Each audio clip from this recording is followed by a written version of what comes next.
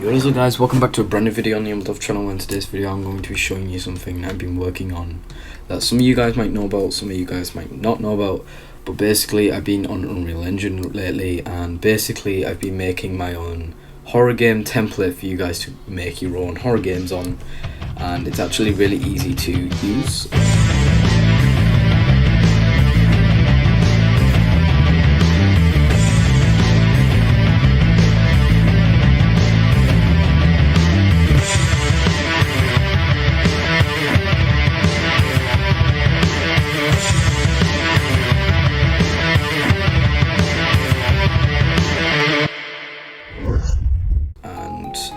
I've gone through all of the complicated things like multiplayer and all that, and VR, believe it or not, and made it so you're able to make your own VR multiplayer horror game, whatever the hell you want, and it's actually really simple.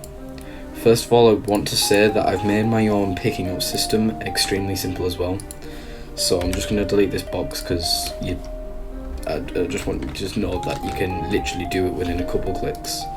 So you literally go to Blueprint class, any of these, actor, I'm going to call it box, I'm going to double click into it, and add cube.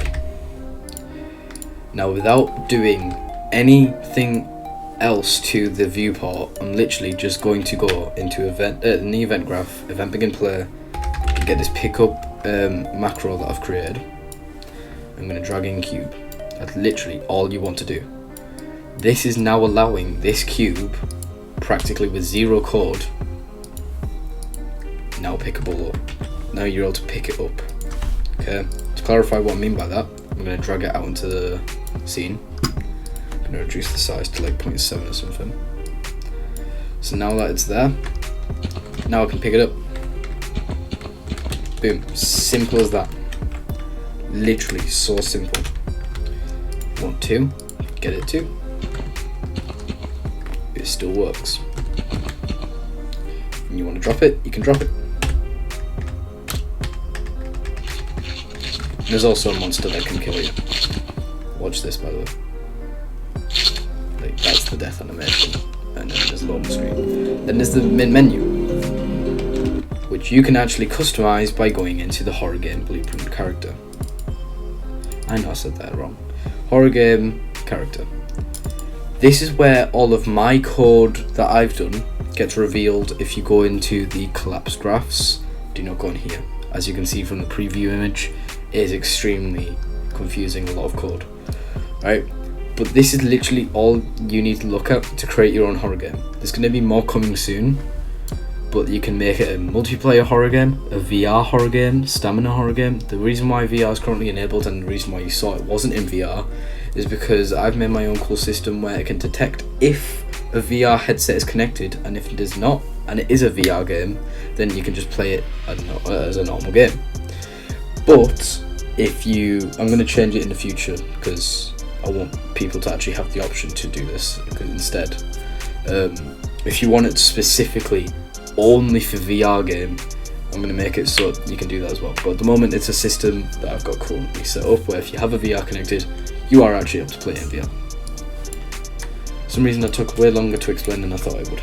Right, continuing on. Now you can see you can either make this a horror game with a third person, body cam, or first person game. Body cam is by far the coolest, but also if you have like problems with your eyes, I would recommend looking away and then like slowly open your eyes if you don't have severe problems, I guess. But here it is. It used to have sound, but I had to get rid of it. But you can see when you pick it up, it works and everything. There's the NPC about to kill me.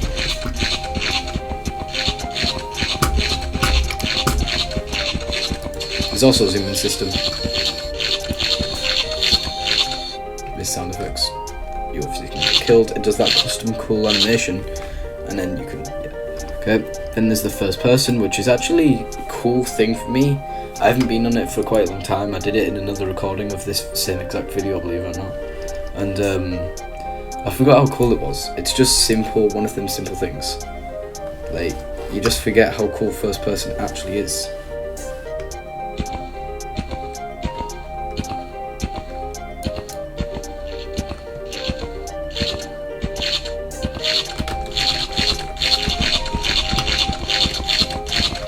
It's like VR 2.0. Not really. Once it catches you, it does this. You actually have the fall down custom animation with dying in first person. Next, you're able to customize if the body for body cam and first person is visible or not, only for first person and body cam. Obviously, you don't want to have an invisible body in third person. VHS zoom in and out, you can enable it or disable it. And there's also, you can have it hold and release, where you can hold your right click and it'll progressively zoom in with the sound effects, or you can just click it type thing. Then there's the spectating thing, because once again this is a multiplayer horror game thing, so you're able to make it so if it's multiplayer, then this can happen. Then the movement input, I will be tidying this up in the future, so when the full version of this template project thing comes out, you won't be seeing all of this horrible mess. You'll be seeing like a cleaned up version of it. But at the current moment in time, this is what it looks like. You scroll back down, then there's a sprint thing. The reason why the input for this is a collapsed graph is because it needs to be working in VR as well. So I've got this to work as well with some systems. And yeah. Where's it? Yeah. I've also been able to figure out how to make custom nodes. Don't know what this one is. I think that's just a random deleted new function. But I've been able to make my own custom nodes using the function library and macro library. So if you double click into it, this is quite literally all it is, because the pause system itself is actually already in the player character. I've just hidden it away, so it'll be a little bit easier for the eye. So that pause system's like that, and as you saw before, I think you did, but this is the pause system. Simple. If you're a multiplayer, it won't pause the whole entire server, quite obviously. It'll only stop you from moving, and the other people will still be able to move. Believe it or not, that was actually an error before, when I wasn't so good at making this. It was actually an error that occurred. Then there's this whole entire sensitivity system, which is actually a custom thing as well. You would expect this to be default, but it's not. Turn sensitivity, you're able to make it slow down when it's first person / body cam. If not, it'll just be like really fast. If I quickly put in first person and disable one of them, you can see I'll be looking around fast and looking up and down slow. This looks more natural with the up and down slow. This for first person just does not. Okay. Also, yeah, they can detect you. Like I said before. Anyway, now the next thing is crouching system with custom animations. I think I crouched before, but if I haven't, this is what it is. This will make it so the monsters cannot see you.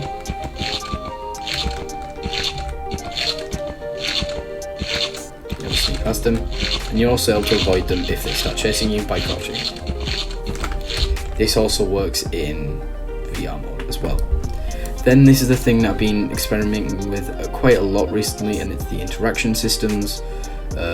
So mainly door and picking up, because interacting would be more with NPCs and cutscenes and more game related things that the developer, in other words you, would be doing. In tutorials that I've watched, it's recommended that I put it in the break thing, but with the way I've got it set up, you can press E twice to pick up and drop. I might change that in the future. I have no clue what I'm going to do in the future. Right, input action, open and close doors. That's one of these systems. If I just quickly go over here, right click, play from here. I don't know why I'm playing in the viewport. Oh, but yeah. So this is actually a £200 pack, by the way. I bought this pack and I put it in my game for free. Don't know how long I'm able to get away with this for. Comment down below if you understand like the rules on all of that. I think by my voice you can tell I'm a child. I don't know the rules on everything. But yeah, you can see the monsters are chasing me, so I have to do this quick. But this is the door. just enter it and close it. Pretty simple, pretty standard. This is also multiplayer compatible, so it'll work on multiplayer servers. So that's doors. Then the death. I used to have a keybind that I'm pretty sure I showed you get me dying in the first part, so I'm not going to do it anymore. Actually, yeah, I might. I used to have a keybind, and I might keep this for the beta versions and then remove it at the final release. Where you keep when you press T key. Let me just find it. Where is it? I just saw it there. When you press T, you can type in the command kill player. And that's literally all of this code, once again using the same system that I used with the pause system, but in other words this one's just a little bit less hidden. All the variables that you need to change all this is here. So kill player, ragdoll, yes or no. Time till player disappears, that's for like ragdoll type thing. If you want the player to disappear, kind of, I don't know what you mean, like, I don't know how you want me to explain this type thing, but if the player is in ragdoll mode and it, as you saw before, when I die I flop to the ground, how long will it take for me to die? The default thing is 3.5 seconds because that's what I saw works. You also change ragdoll to enabled or disabled, and then player character. If I just get the player character and quickly show you what this looks like. Once again I hooked it up to T, so when I press T, that's because I did not have ragdoll enabled, but I personally love ragdoll because it's just funny and also cool, and it's actually more realistic to me. Probably not in real life, but look, when you press T, you fall, and it does the loading screen. That loading screen is actually also a node, sorry. So loading screen. These are the head mount display things. This is the one that I'm on about. So this is what happens when you want to. This is what happens when you want to do it, like make a loading screen. You do have to put a delay of like not that many seconds, and that's how long the loading screen will be. When you go down, this is all the things that's in the VR template. So all of this, this last part is me, smooth movement and rotation, but all of this is from the VR template. I did just copy that over because it was quite literally the easiest thing to do. I did miss out some things at the top. I skipped right past all this and just gone right down here. So this is the event tick. This is the pick up on server with the multiplayer, where you're able to pick up objects on multiplayer. Head bob multicast, that's just the head swear thing. I might rename that in the future because I know head bob kind of sounds funny. Then there's the menu setup. That's what I was on about before, where you have your menu. It says your game name, and this is why, because I've set the default text to your game name. This is the font that I've gone with because it is just a horror game-esque font, I guess. Text color, if you want to change it, be my guest, I guess. Background image, this does actually work. Say for example, if you want the Android logo, don't know why you want that. Say for example, you want this VHS glitch thing as your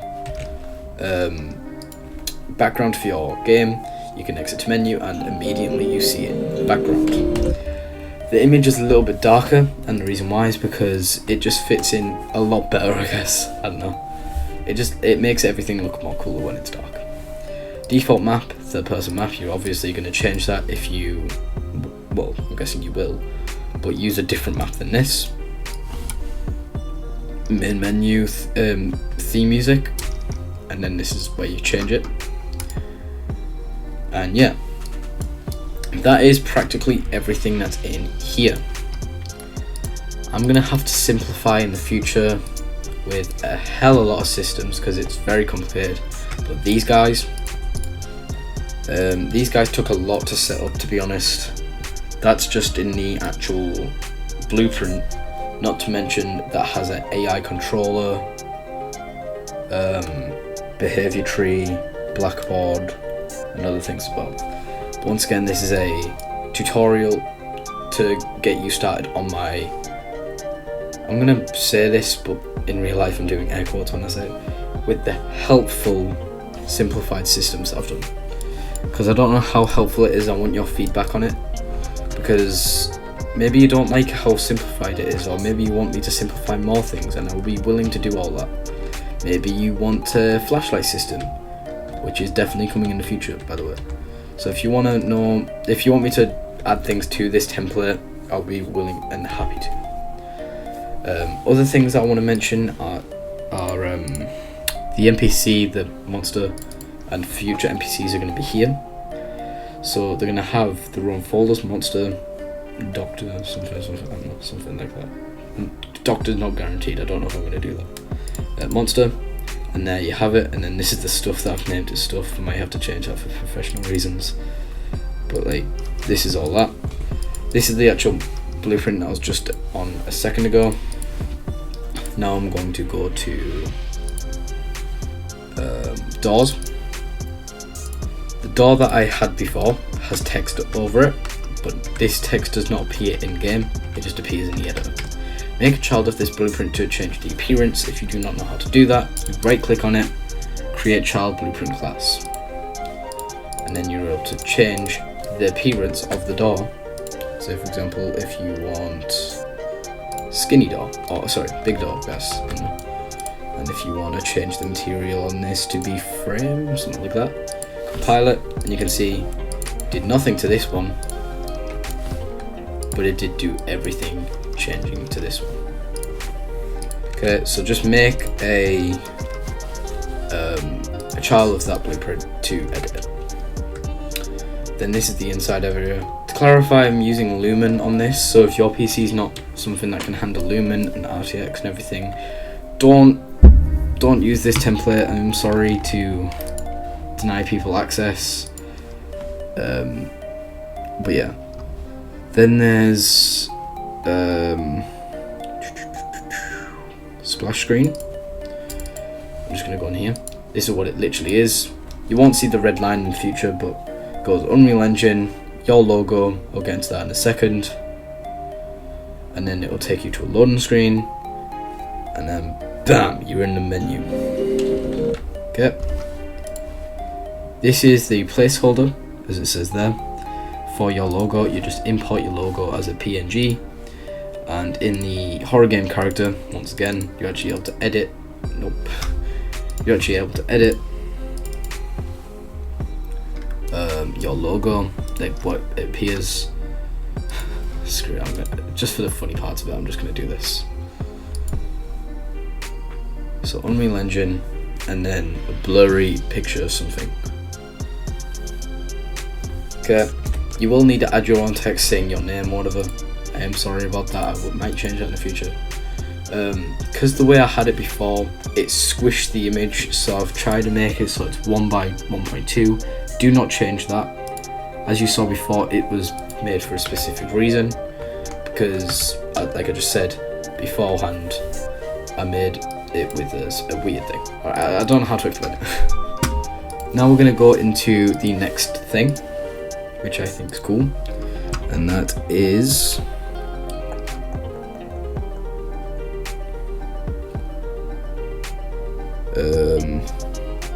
actually I think we're done. This is the head bob things, you don't need to worry about that. I think we're actually done, to be honest. VHS component, this is where all the VHS things are. I've tried to do everything for you for that part, so you don't have to worry about it. Once again, like I said, VR does work. Do not experiment with bodycam with VR. I don't know why you would, because it wouldn't be a good mix in the first place, but do not experiment with it, because I have in the past, and it causes massive headaches, and it's very irritating to the eyes. Okay, I don't know what this is. This is, I'm pretty sure, trees and everything, isn't it? Foliage, yeah, dead trees. These are realistic trees that you can use if you want. I haven't put these in any of my levels or anything. Fun fact about this, it's just a box. Literally just a box. I know the lighting's still not there, and then when you go in here, it's not different. It's just easier for the player to stick in one area instead of falling and despawning type thing. Content. I think we've covered everything. Correct me if I'm wrong. If you see something you want to be you're interested in, comment down below, and I will be looking at them. To clarify, if you want me to put this on my website as well, I will. But I've modified, and I'll show you how to do it as well. But I've modified my starter content folder. This isn't the modified version, but when I go like this and add feature or content pack and go to content and click start content, when I either do that or I'm creating a new project and I click start content, it'll not only add starter content in the folder, but it'll also add the multiplayer folder, where it has every single bit of multiplayer thing that I might need. And also it might, like, obviously I will have to make the whole entire adjustments with making a multiplayer game, just like I did with this. Just saying, for anyone who's experimented with horror games before, multiplayer before, anything like that before, and you've just gave up on it, I will say it's been a very hard thing to do. It's a very, very hard thing to set up. It's taken so long for me to get this far in this project. I had another game called Siren Head Save the Missing. I know. What a very creative name. I didn't even realise there was a game called Siren Head Save the Missing Children. I didn't know that was a game. But I researched it after I had to delete my project. And yeah. To clarify, I want to just let you guys know, if there's ever a problem with packaging your games, or if it says you're not able to package or anything your games, I want to let you know there's a really cool trick that I figured out, where you're able to literally copy the config, content, and basically that's it. I would recommend only copying the content and also the default input. Do not copy any of this. Do that yourself in the project settings, because that has like certain project keys that are connected to the project file. Okay. But if you do ever have a problem with packaging, just create a new project, delete that content folder, drag this one into the new project or whatever, and yeah, boom, done. Okay.